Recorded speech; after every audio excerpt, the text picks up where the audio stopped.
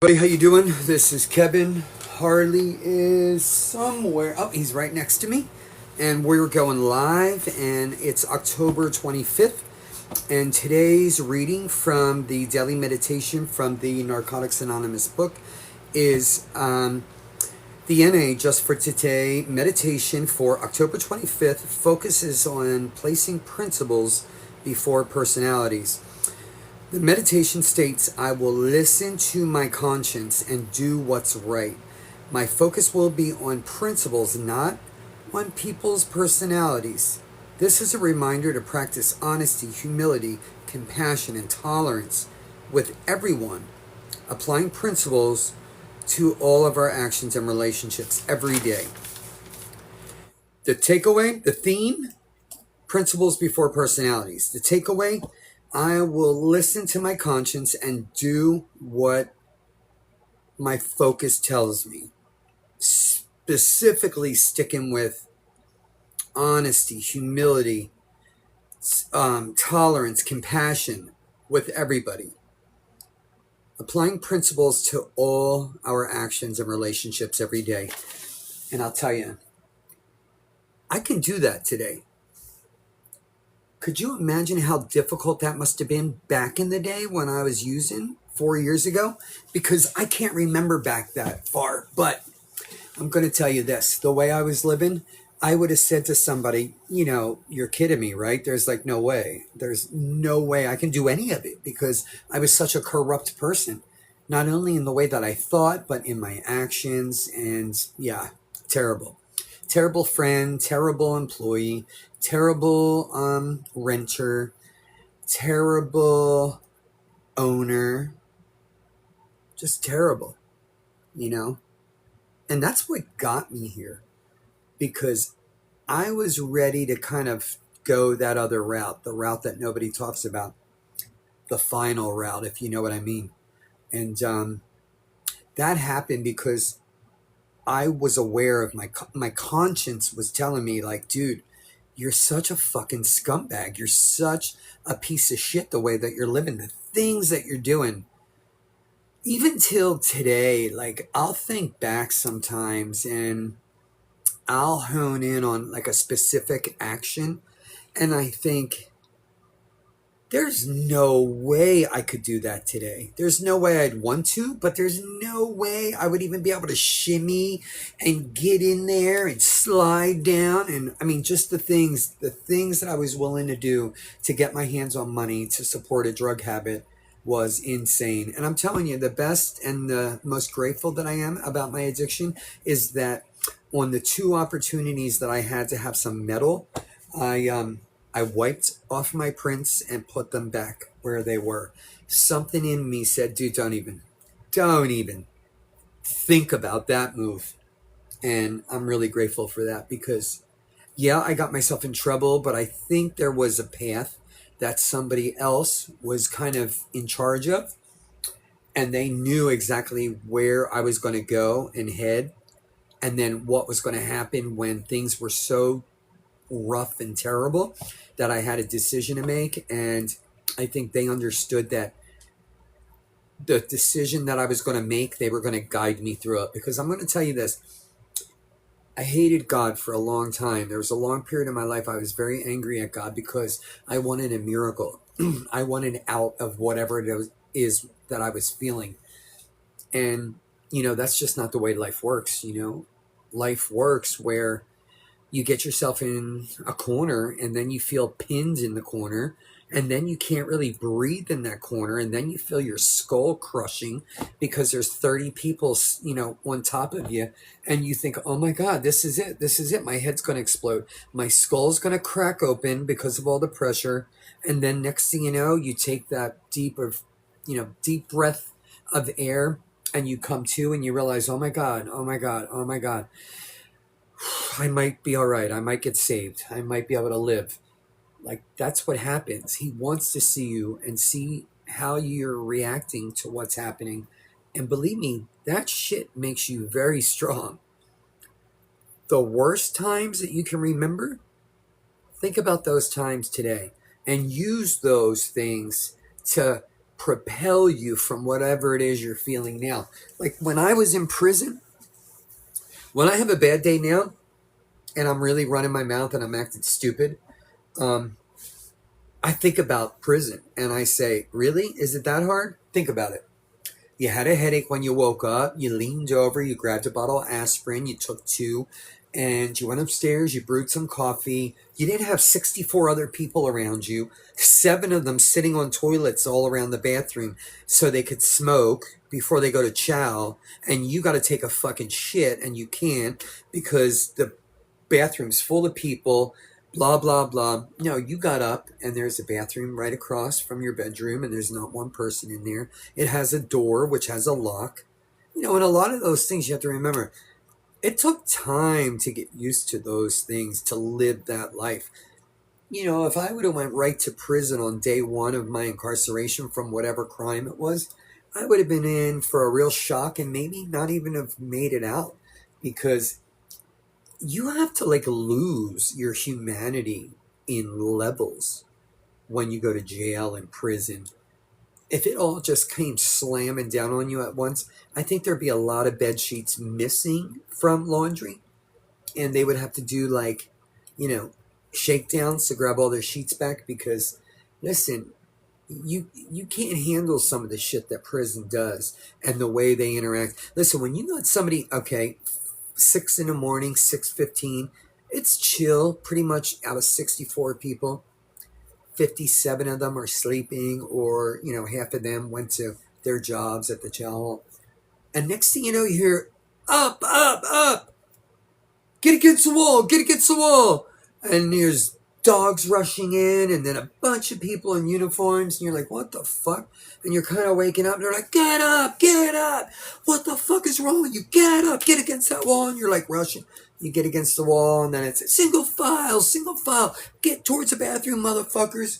And the dogs are bouncing all over the place, and you're like, what the fuck?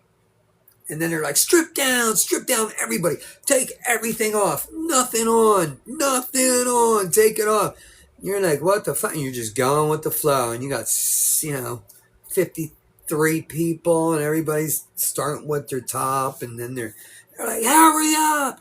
And you're running in the bathroom, and it's squat down, spread your cheeks, lift your balls, cough, next person. Over and over. How many people have had that kind of a morning?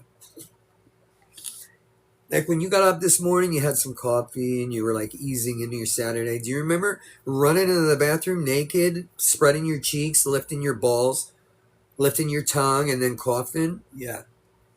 That's life. Twice a week sometimes. People, if you walked into that lifestyle now as a normal person, you'd probably have a heart attack, And whenever I feel like I'm having a bad day and I feel like I want to be lazy and have even a worse day, I have to remind myself of that because that's fucking sobering, man. If anybody says, yeah, sign me up, man, that dude's got some problems because it's not normal and it's not healthy. And this meditation was about having that conscience again, I feel like I had a conscience towards the end, but it was just very spotty, whereas now it's constant. But, to have honesty and humility and tolerance, there's no way. And looking back, it was very difficult living like that. It was very, it was very aggravating knowing that you were chained to a drug that just was so intense that within a matter of hours you were going to be feeling very, very bad, and everything has a clock attached to it. You have so much time to get your ass out there and look for the drug or drugs to make you feel at least kind of sane. And the longer you sit on your ass and you do nothing, the deeper you get that you feel even worse. And you say to yourself, this drug's so powerful. I have to get out there. I have to figure this out. I got so much time before I'm going to feel so bad I'm not even going to be able to get up and do a search. And it's amazing the tolerance that you'll have and the bottoms that you will go to. And then even down there in that bottom, how you will find the energy and the strength to go out there and look for that drug and to satisfy that need, to even begin or even think about beginning your day.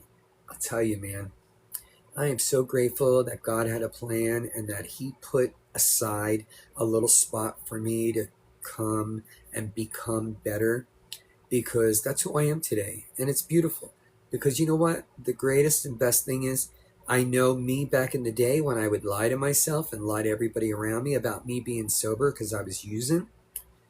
And then there's that time when you're really living life and you are staying sober and you are doing everything you have to. And then that person or that instance comes and shows its face and they're trying to call you out. And you're like, dude, listen, I'm sorry, but this is the wrong day for that because that's not the person I am today.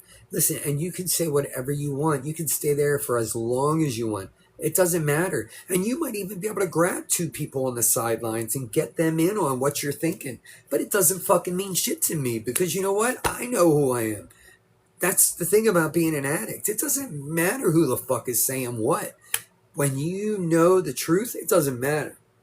You could have the whole room and you say, you know what, check this out. Next week, I'm going to go to another meeting where people just might happen to work on friendship and what that means. Because right now, bye. And you know what? I'll skip to that next meeting. I'm not going to be affected by what other people think. That's like the armor that I have today that I can walk with today. And it's beautiful. Like when I first moved here, I hung out with some dude an hour away from here, and I knew him from down in Key West. And when I called him, I was like, yada, yada, yada. We eventually got around to talking, and I said, I got to get out of town. And you need help with the bills. And he was like, well, let me think about it. Well, he did. And I took a 2-day bus ride here to Kansas. And when I got here, I realized that he lied the whole entire time. When I got here, there wasn't an article of food in the cabinets, in the refrigerator. The water was turned off. The electric was off. He didn't have a phone. I had to buy him a phone. And I hung out for like 2 weeks and it wasn't really bothering me so much. But then it hit me and I was like, you know, my money was going low after I took care of all the bills. I paid the water bill, and then like 4 days later, it went off again. And with the billing cycle, you know, he's such a moron. He couldn't even tell me, hey, that bill's due in 4 days for the cycle. So whatever amount you pay on that, you're going to have another bill coming that I didn't pay. And then that got knocked off. So I had to go back and pay it again. And then one day I came home, and for some reason, you know, when it's not my house, I don't really think about going in the mailbox. But I said, here's the mail. And he says, oh, don't worry about it. I'll take care of it. And he puts it at the bottom of the pile. And I'm like, no. Listen, I can do that on my own. I can do that all on my own. The reason why I came up here, 2-day journey, is because I thought you were trying to do the same thing. I thought I was going to get some support. I was going to have like a shoulder to lean on to get through the hard days, you know, and the good days. But now that I find out that you're lying, like that scares the shit out of me because now I got to make a choice, you know, how serious was I about this, you know, choice that I was going to make. And I was serious because I called a friend of his that I had met during that 2.5 weeks that I was here. And I said, bro, this ain't working out. And he goes, I kind of didn't think it would.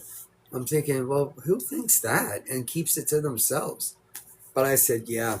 And he goes, listen, I want to make a call. Be around your phone. I'm going to call you in half an hour. Make sure you answer. And he did. He called me back and he goes, listen, grab all your shit, pack it, and go to the laundromat down the street. You ain't coming back here. Just remember, every single thing that you brought, pack. And that's what I did. I went down to the laundromat and he came and grabbed me. And it was like, ooh, happiness and cheers. And I felt so good. But then the longer we were driving, it hit me like, where am I going? Who's allowing me to come into their safe house, you know? And then I started getting really fidgety and nervous. And I'm like, oh my God, man. And then we showed up. And there was this dude standing outside in the garage, and I should have known then. But he had a beer, and he was like, hey, blah, blah, blah. And I was like, man, you saved my life. And I meant it. I came in, and the person that drove me there hung out for the night, so it would make it a little bit more comfortable. I woke up in the morning. He left, and it was me and the owner of the house. And they said, oh, I made some coffee. Help yourself. And he just let me chill for like 3-4 days. And then I said, there's a bike in the garage. It would be all right if I put some air in the tires and go looking for work. And he said, sure. And that day I found a job, and I've been there ever since until 2 months ago. I lost my job through no fault of my own, but they sent in the ABC, the Alcohol Bureau of whatever and drinking. We call it the Liquor Control Board, LCB, but they sent in a underage person, and it was my turn to wait on the next guest. And he sat at the bar, and I looked, and I said, oh, this dude's young. I'm carding him. And he said, okay, can I get a Bud Light? And I said, yeah, can I get your ID? And when he gave me his ID, I said, all right, 2001. Yeah, he's good. And next thing you know, two cops come in, and they're rushing around. And I'm thinking, oh, this guy did something before he came here to eat. Like, he's about to get arrested. Then I realized they're there, and it's like, I'm the fucking main person. I'm like, what? What is going on? And they're like, the lady, it was a female cop. She said, when you got his ID, what the birth date said? And I said, 2001. And she said, no. And I was like, well, I don't have my glasses on. I said, I saw 2001. I don't know this guy from anybody. Why the fuck am I going to let him drink if he's underage? It's not no friend of mine. Even then, I wouldn't even let a friend of mine come into a place where I work and risk losing my job. But turns out he was 19. And it was pretty embarrassing. I felt so much shame because this is somebody's business, Like, I don't have any right to try to harm that or have my actions harm that. So I was feeling it. My conscience was there. And it was like a bad day. It was a bad day. To have that happen to a server, that's like the scarlet letter. Like, that is not good. You sure as hell don't want that pinned to any of your paperwork, because I couldn't help but think any restaurant would not take you on if they knew that happened to you. And it was right towards the end of my career, because I'm thinking about getting out of the restaurant business. It's beating my ass trying to like get back up and get functioning when you're running and running and running and you're taking care of everybody's needs. And when you get home and you fall asleep, all of a sudden your bones lock up. And then you get up in the morning and you can't even get out of the bed without looking like the Tin Man. Even my dog one day was like, what the fuck? And I was like, I know. So I started thinking, man, maybe I need to change this all out and do something different. So I started thinking about medical courier, because I heard somebody talking about that before, and I looked it all up and what would make me a good candidate for an interview. And they said to take bloodborne pathogen certification, take HIPAA certification. So I did those, and I got the certification sent in the mail, and I'm getting ready to do that. And then I painted this house that I live in. And believe me, today started off on a really, really, really bad foot. And I was going to share it all with you, but I kind of stopped myself. And it's pretty cool because, the old me would have still been ranting and raving about the way I wanted to deal with it, that now I would have just been throwing it all up on you. But today I'm a different person. Today I have restraint where I can think it, but I don't have to like vocalize it, And when I'm by myself, it's a little bit more easier to not vocalize it. I used to practice argue, where somebody will call me up and they're like, hey, what's up? I heard you had a good time. And I'm like, what are you talking about? And they're like, blah, blah, blah. And you're like, what? That motherfucker. And you're like, you call him. Who the fuck do you think you are talking shit about me and blah, blah, blah. Then you hang up with them and you're like, furthermore, and you keep the argument going, and you're in your kitchen, there's nobody there. And you're just getting yourself upset and upset and upset and stressed. And that's how I used to live, What a dumb interaction. But yeah, that's how I lived. And today, those little jewels, those little beads of wisdom are when you realize that you didn't respond in that way, that everything, your breathing, your blood pressure is all pretty much normal and fine. And that's because you didn't get yourself worked up and more upset by having those fake arguments where then 4 hours later you figure out that it was all bullshit and that this person wasn't even at the bar and they called you up just to kind of fuck with you and cause you stress, and here you are pretty much getting ready to get arrested, good friends, right? But anyway, that's addiction for you. But today I was pretty heated about something, and it's about this place where I am. And you know what, I used to say like, ooh, I don't really want to, I don't want him to hear me, oh, is he at work, but I realized this is my platform. This is a place for me to talk about my life. Now, if this motherfucking bitch wants to listen in with his glass against the wall and shit, I can't help that. I can't stop that. That's one thing that I realize, and we all need to realize in addiction and in sobriety. You cannot control somebody else. No matter how hard you want to, if somebody's acting like a dick, they're going to be a dick. And there's nothing you can do. Probably the best thing you can do is walk away from it just so you don't get yourself grabbed by the hook and feed into it and then lose everything. And that's what I thought about today. I said, wait a minute, Kevin, fuck these people. Fuck these people who are going to walk all over you, spit in your face, and then chuck a fucking mud ball at you.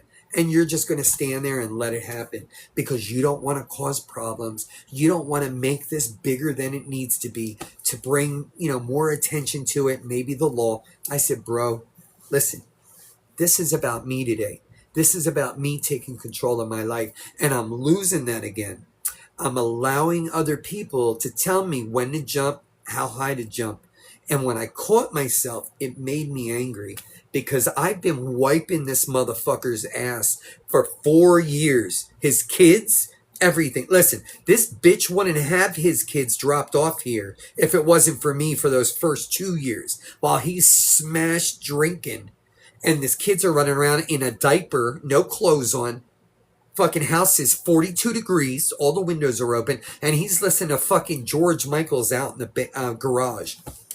Till I had to come out there and yank him into the house and tell him to shut it all down and get the fuck to bed. That's what I did. Then the time when I cooked dinner and his ex-wife came over and the motherfucker's drunk and just eating food out of the bowls until I stood up and told him, touch another fucking thing, I'm going to break your fucking fingers. Don't you ever disrespect me like that.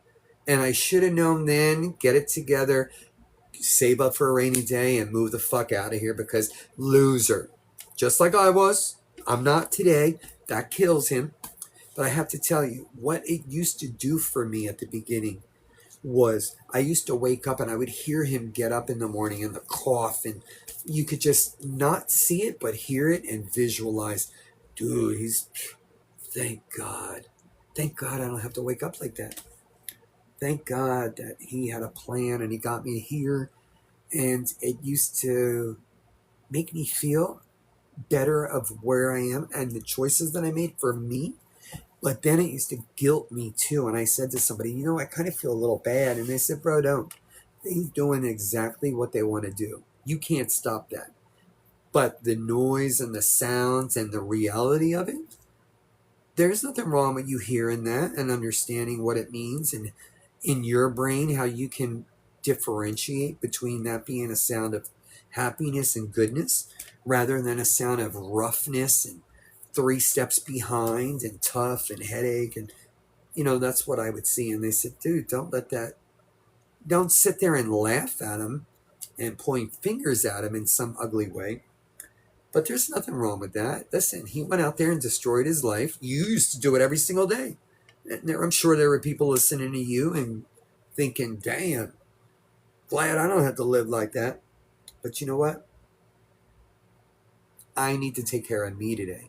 And that's what I said. Somebody is getting to the point where they're pushing me into a corner and they're getting ready to kind of nail me into the corner. And then they're going to fucking start jumping on my head and they're going to try to crush my skull. And I'm not going to let that happen. I'm stopping this because I made a commitment. I said, bro, if I ever get sober, I am never going to give somebody else the power to push me into that corner, tell me when to jump, how high to jump. And it's getting to that. And it's so disgusting because it's like when somebody's throwing all these stones at you, when you know the good things that you've done for their family, for themselves. I painted this fucking bitch's house, bro. I would come home from work and I'm like, I'm so sick and tired of looking at this beige house. Looks like a fucking, like a rental property, you know? They were all the same color when they built this village. And then people started to make their house unique and color it and all. And I used to come home and I used to be like, dude, I'm so over this fucking beige. So I said, dude, I'm painting your house. And he's like, and then I went out and I got everything together and I painted the whole fucking house. The trim white, the sides battleship gray, the garage and the front door a real rich forest green. Came out really nice. Even to this day, I still look at it. I'm like, you can tell that paint's really holding onto the wood shingles and it's like locked it in. And then I was like doing research and they say, you know, this is the best time, like in the fall start of, because when the winter comes, you've locked in all that wood with that fresh paint and it's cured by then. So it's really locked in there. You're keeping it from molding and rotting and you're just doing a really good thing for the house itself, the structure. And I did that for him. Do you think he gave me $200? $2,000? Because I asked a guy, professional painter, said, here, take a look at this house. It's a single family home, 1,266 square foot. What would you charge estimate? He said 28 to 3,500. 100? Pack of smokes? Nothing. Bitch. I did that for him. And property value, what? 8, 9,000 I added? I'm a piece of shit though, right? Yeah. Drinking every day. Scumbag. But you know what, man? You can't control anybody else, but I can control my actions. But what I need to really learn is that there is a tolerance level that allows me to stay in that zone, to not feed into this shit. But during that time, I need to do the best thing for me and get myself out of here. And that's what I need to do, because the old me will sit and be lazy about it. And then they're pissing on me in the corner as well as squashing my head. I'm not going to allow that to happen. It's the worst time because right when unemployment happened, when I got hit and lost my job, I had like $3,200 saved. Thank God. I'd be homeless right now. If I lived by myself, I'd be homeless. And then I started thinking about that. Like, oh, maybe he's got a point. You know, I feel bad. I mean, anybody else would have had me homeless. And then somebody's like, dude, shut the fuck up. Do you know how much shit you've done for him? He ought to be so grateful that he's got to carry you for the first time in 4 years for 2 months. Give me a break. Give me a break. What'd you do? Oh, yeah, you got $300 in stamps and you paid for all the food. Then his kids are here for 3 fucking weekends in a row, right? No food left. But here I am walking on eggshells. Dude, fuck that. I don't care. Bottom line, if I got God on my side, I'm good. And that's what I got to do. I got to start doing the right things for me. I got to start doing the work. And I got to start motivating myself to work hard to get the fuck out of here. So when that unemployment comes, that'll be like 3,500. I want to have something else lined up, which I'm going to start doing the painting. And I got to start dumping this shit. I can't walk around with it on my conscience because it's going to start eating away at me. And then when I open up, I'm going to explode open up and it's not going to come out the right way. And it's going to be a bad thing for everybody. Myself, probably the worst. And that's not how I want my life to be kind of guided today. I want God by my side and I want good things. And yeah, this is life on life's terms. So for that newcomer, man, listen, you can have 4 months and be on top of this world. You can have 4 years and be on top of this world. But there's no difference between you and me. We're each one drink, one drug away from becoming drug addicts and alcoholics. 4 years, 4 months, same thing. I pick up a drink today, I become an addict by the end of the week. Same thing for alcohol. And that's what I have to remember. Life on life's terms continues. It doesn't matter if you have 30 years sobriety. Life will come at you however life's supposed to be coming at you. But the difference is the way you react to life and the tools that you have to be able to help yourself through that period of time in a healthy way means all the difference. And yeah, I'm glad. I'm glad that at least I'm this person today because yeah, I'm not in a good position. I'm not. I'm stressing. I'm worried. I applied for unemployment and they shot me down. And I was told that I had to apply for unemployment. I didn't want to.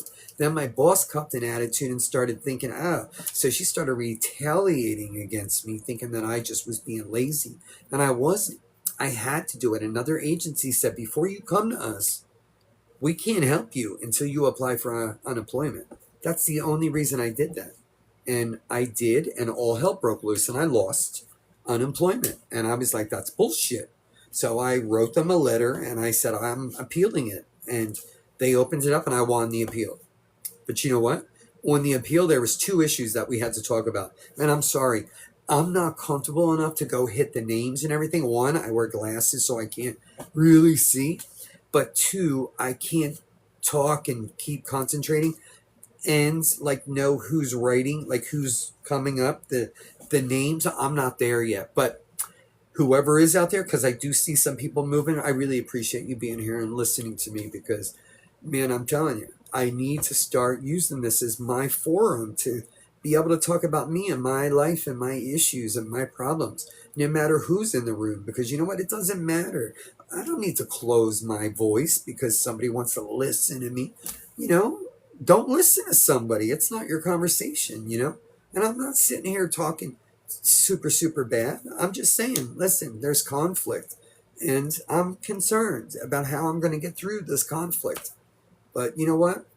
I have you all that I can at least dump and help the burden of it all. Because, man, I'm telling you, I was walking around in life, and I wasn't talking to anybody and dumping it. And it was really starting to eat away at me. And that's not good. That's not good at all. So, yeah. Principles before personalities, the meditation. I'll be seeing you tomorrow. I had not realized that. Yeah. Anyway, I'm not going to get into it, but man, life can be, as bad as life can be so good too. No matter what, no matter how I'm feeling, this is nothing compared to where I was 4 years ago. This was nothing compared to the emotions and the sense of being so in the middle of everyone and not being able to get out of that by being trapped around 64 other people all the time, day in and day out. Personalities. You want to talk about crazy personalities? Live in a prison. See what that's like. Terrible. But I got through all that. That makes me a fucking warrior, bro. I'm telling you, I know straight people that would never get through the shit that I've been through. And I pat myself on the back today because you know what? I did that 3 times. 3 times.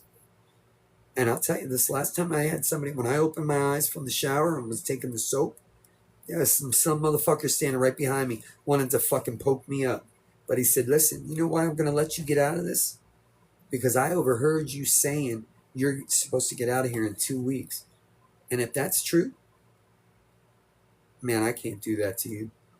He said, if I had that opportunity, I would be so grateful. I got 17 more years to do.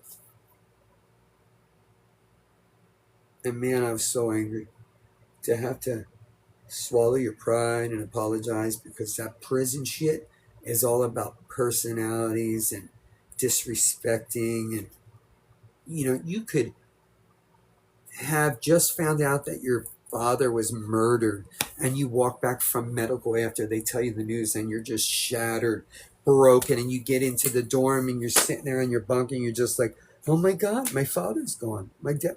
And next thing you know, somebody's come, what the fuck are you looking at, mother? And you're like, what? And they're thinking that you're staring at them and you're devastated. That's a hell. It was hell. I got to remind myself that's not the way I got to live today. And no matter what, all this little stuff going on, I can get through this. And I can get through this in a way where I can carry myself like a man, somebody who understands, and somebody who isn't going to bring themselves down to that level, because that's just alcoholic syndrome trying to fucking throw knives and fireballs at me. And this is my choice. I have a choice at the way I get to react to that today. That's a gift. It's not like, hey, I didn't have a choice. He pissed me off and I had to. No, man. He pissed me off and I chose to be the better man and walk away from it and work even harder at the plan of me getting out of here. So that's what I wanted to say. I wanted to read the meditation and I wanted to kind of talk and have the opportunity to unload. My name's Kevin. This is my channel, and I'm really grateful today that you're all here. I really am getting so comfortable doing the lives and everything. If you would have saw me 4 months ago, I never really liked my voice, and I didn't like the way I looked because I'm older now. I used to look up all kinds of like faceless AI shit, like faceless platforms, and talking about this, talking about that, but not using your own voice. And do you know how much work it is to get AI to cover your voice and to cover yourself, like to make you anime or something? It fucking takes a lot of work. And do you know how much work it took for me to just learn how to do a taping, like a straight up recording? A lot. So I don't have the knowledge for all that just yet. I thought this was going to be super easy, building a platform and getting to know my, throw my name out there and get my name known. Oh, dude. There's videos I have on here that have like 4 fucking views. They've been sitting up there for 3 months, 5 months. Yeah, this shit's difficult. This shit will test you. It'll make you think, what the fuck am I doing? But you know what? If you stick it out, things are starting to happen already. I can do subscriptions where I can talk to people on a more like open level. I don't have to worry about age restrictions or getting my video shut off because I'm talking about sensitive matter and blah blah blah. You can't come in here and smoke cigarettes and snort a line of cocaine and drink. Like, you can't have a conversation with people while you're doing all that. They have rules and guidelines, And one of my videos, my first videos, I was walking Harley to the park, and I was like, yeah, so anyway, I'm smoking this shit, and they're like, you're restricted, and I was all offended. I was like, what the fuck? I'm talking about saving lives, drug addiction, and all. And then I realized, oh, I'm smoking a cigarette, So I don't do that anymore. That's the other thing that's great about being clean and sober, is you can be told what you're doing wrong and actually listen to it and consider it and actually change it and not do what they're asking you not to do because it's only right. They have guidelines. This ain't my channel. It's my channel. What they're asking you not to do because it's only right. They have guidelines. This ain't my channel. It's my channel. It's my channel. Sorry.